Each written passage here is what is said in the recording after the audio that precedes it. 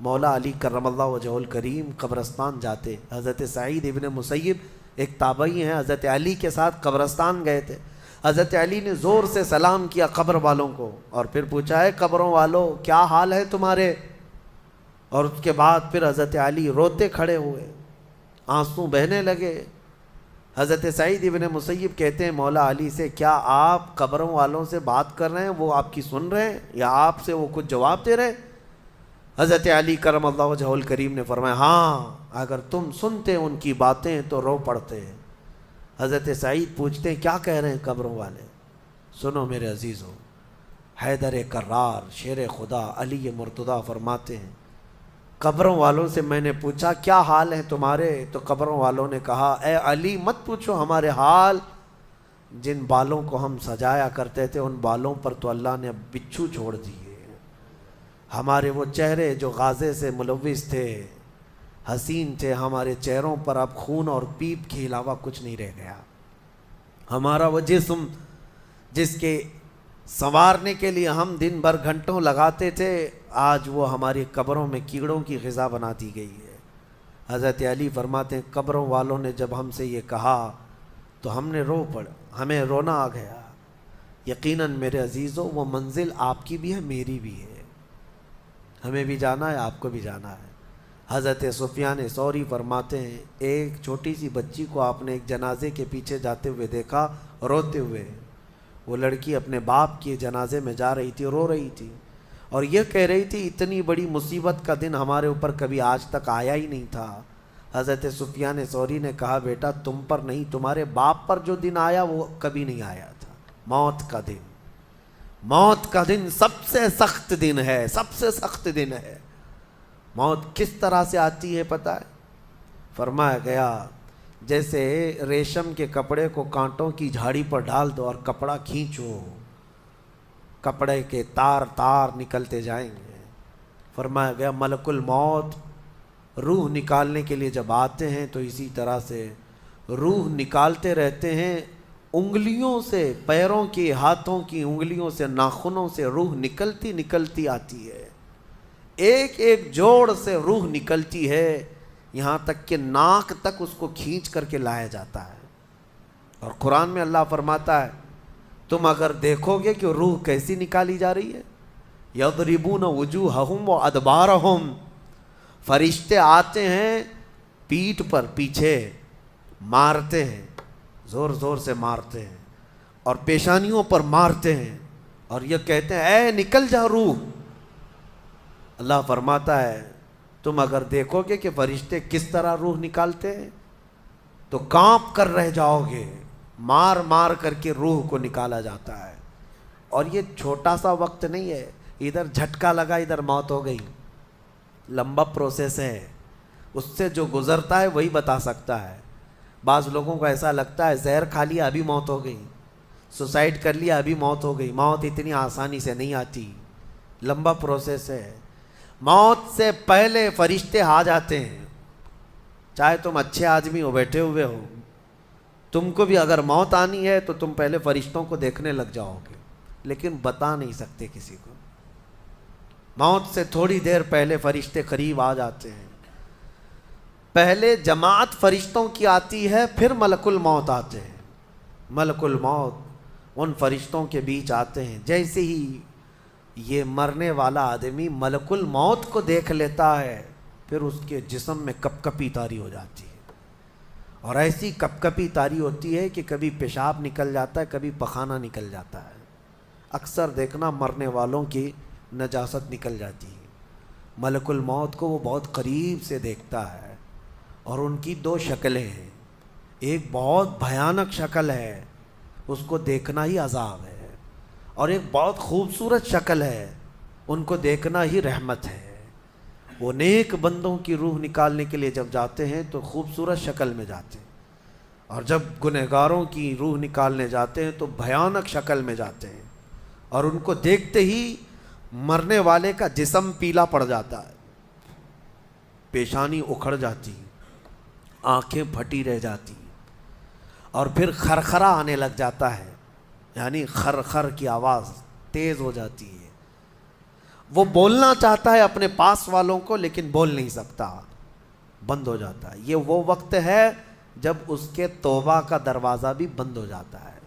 اب اگر فرشتوں کو دیکھ کر کوئی توبہ بھی کر لیا، ایمان لایا، تو اس کا ایمان قبول نہیں۔ اس وقت سے پہلے پہلے تک جو بھی ایمان لایا یا توبہ کیا، اس کی توبہ قبول ہے۔ لیکن موت کا خرخرہ آ گیا اور فرشتوں کو دیکھ لیا، اس کے بعد بہت سارے کافر بھی پکاریں گے کہ ہم ایمان لاتے ہیں اللہ پر، نہیں، اب ایمان قبول نہیں ہوگا۔ موت اتنی آسانی سے نہیں آتی، اس کا پروسیس ہے۔ فرشتے آتے ہیں، ملک الموت آتے ہیں، پھر اس کے بعد اس کو گھور کر دیکھتے ہیں، پھر اس کو چت لٹا دیا جاتا ہے، یا جس حالت میں بھی ہے وہ گر جاتا ہے، کھڑا ہے تو گرتا ہے، بیٹھا ہے تو گرتا ہے، موت آنے سے پہلے لڑک جاتا ہے۔ یہ ضروری بھی نہیں ہے کہ آج میں اپنے آپ کو سنبھال کر بیٹھا ہوں، اگر میری موت آنی ہے اسی کرسی سے گر جاؤں، اسی جگہ سے ہم گر جائیں گے۔ اور اس کے بعد ملک الموت روح کھینچنا شروع کرتے ہیں، پیروں کے ناخنوں سے لے کر ہاتھوں کے ناخنوں سے لے کر اس کے جسم کے ہر حصے سے لے کر ناک تک کھینچتے ہوئے لاتے ہیں۔ اور اس کے بعد جب پوری روح نکل جاتی ہے، وہ لے کر کے چلتے رہتے ہیں اور مردہ ان کو جاتے ہوئے دیکھتا رہتا ہے۔ آنکھیں سب سے لاسٹ میں کھلی رہتی، کسی بھی مرنے والے کی آنکھیں بند نہیں رہتی، کھلی رہتی، وہ دیکھتا رہتا ہے۔ اسی لیے حدیث پاک میں ہے، جب کسی کی روح نکل جائے تو سب سے پہلے تم اس کی آنکھیں بند کر دو، ہمیں بند کرنا ہوتا ہے۔ اور اس کے بعد منہ بھی کھلا رہ جاتا ہے، منہ اوپن رہ جاتا ہے، فرمایا گیا منہ کو دبا کر بند کر دو۔ یہ سب نشانیاں ہیں میرے عزیزوں موت کی سختیوں کی۔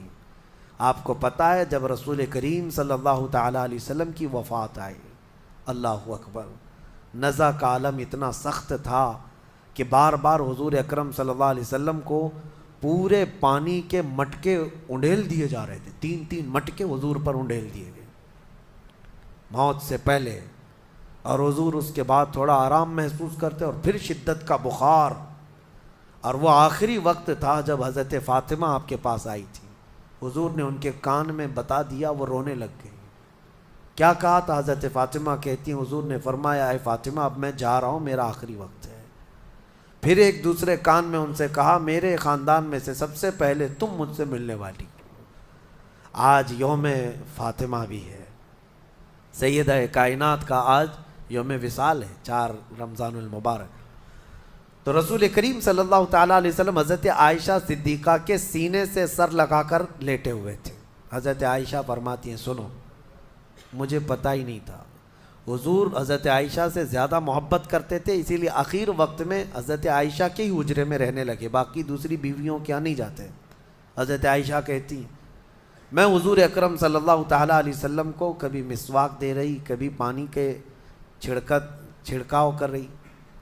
تھوڑی دیر کے بعد حضور اکرم صلی اللہ تعالیٰ علیہ وسلم لیٹے لیٹے اسی طرح رہ گئے۔ حضرت عائشہ کہتی ہے میرے سینے پر حضور کا سر تھا، وہ اتنا بھاری ہو گیا مجھے لگتا تھا کہ میری پسلیاں ٹوٹ جائیں گی۔ یہ حضرت عائشہ کہتی ہیں مجھے ایسا لگتا تھا کہ میری پسلیاں ٹوٹ جائیں گی۔ ہوا کیا تھا؟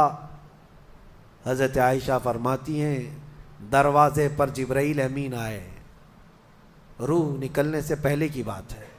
حضرت عائشہ فرماتی ہیں حضور کے پاس جبرائیل آخری بار آئے، وہ غمگین حالت میں آئے، یا جس حالت میں ہو۔ حضرت رسول کریم صلی اللہ علیہ وسلم سے عرض کرنے لگے یا رسول اللہ، دروازے پر موت کا فرشتہ کھڑا ہے، آپ کی اجازت چاہتا ہے، اگر آپ اجازت دے دیں تو وہ آئے گا اور آپ کی روح پاک کو اللہ کے حضور لے جائے گا۔